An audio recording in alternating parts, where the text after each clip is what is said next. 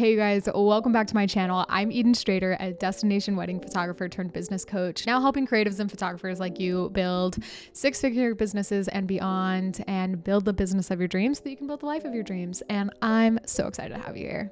Today, we are going to be talking about where to stand as a wedding photographer, which feels like a silly yet like so important question to ask. If you're in the beginning of your career or maybe just wanting a little bit of a refresher, let's talk about wedding photographer etiquette during one of the most, if not the most important aspect of a wedding day, the ceremony. First and foremost, a successful wedding photography experience starts before the day of the wedding. There are 3 questions I always recommend hammering out with your couple before you even get on location. 1, does the venue have any rules concerning photography? This is incredibly important to ask if they're getting married in any sort of church or religious institute. There's often rules that are there in regards to photography. So make sure that you're touching base to see if the venue has any specific rules that you need to be following at the ceremony. Number 2, how comfortable are you with me getting close to you? What is your comfort level and your comfort zone, your little comfort bubble during your wedding ceremony? Do you want me to be getting all the way in there, or would you like me to stay in the back? Couples are always going to have a preference, and this is something that's really important to ask them so that you can have that communication prior to their wedding day. Number 3, are there any events or special things happening during the ceremony that you would want me to know about beforehand? Not every ceremony is going to be the same. Maybe there are traditional events taking place, religious events taking place. Maybe they're just doing something new that not everyone does at their ceremony. This is something that you're going to want to know in order to navigate the ceremony properly and in a really respectful way. If you're needing help with client communication prior to the wedding, we actually have a free 9-page wedding questionnaire that we send to our couples before every single wedding day. So you can go ahead and grab that 9-page freebie down below. Okay, now we have all of the information. We've made it to the actual wedding day. Number 1, arrive early. Make sure that you have time to scout out the ceremony site. There's no reason that the first time that you see the ceremony site should be during the actual ceremony. Go even 5 to 10 minutes early so you can go take a look at what's being set up and have an idea of how you want to navigate it. 2, this isn't going to be applicable every single time, but think about the time of day that they're getting married and what the lighting is going to look like so that you can plan accordingly in case you're going to need any artificial light. Number 3, and this is what you came here for, we're going to go ahead and talk about 1, my biggest tips and things to keep in mind when navigating the ceremony, and then kind of what my actual workflow is in terms of how I move around during the wedding ceremony.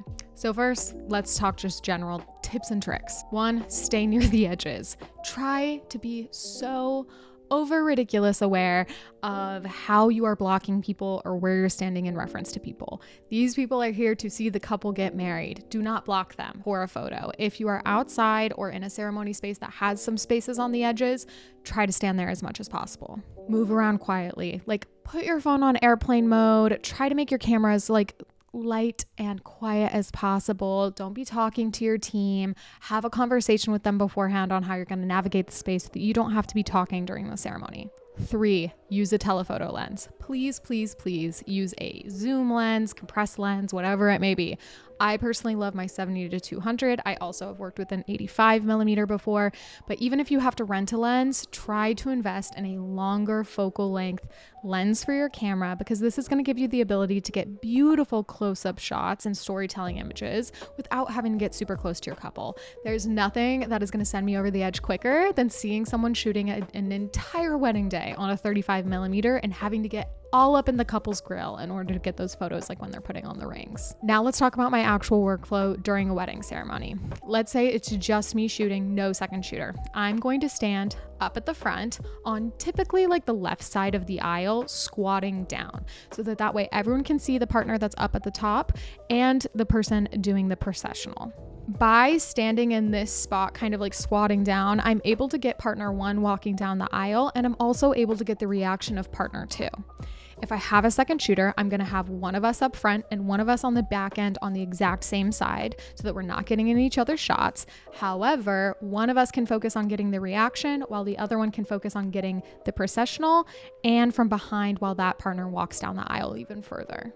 If you're working with videographers, please make sure to have a conversation with them prior to the ceremony. You guys are all on the same team, which is the couple's team. So make sure that you touch base on how they're going to navigate the ceremony as well. Once everyone is up at the front and we're ready for the ceremony, I am sprinting as quietly as possible to the back of the wedding ceremony. And the first thing that I'm going to do, and I always communicate this both to my team and to the videographers, is that I want a wide of the entire ceremony. So I'm going to take my wide lens, whether that's a 24 or 35, and I'm just going to get several shots of the whole ceremony all together.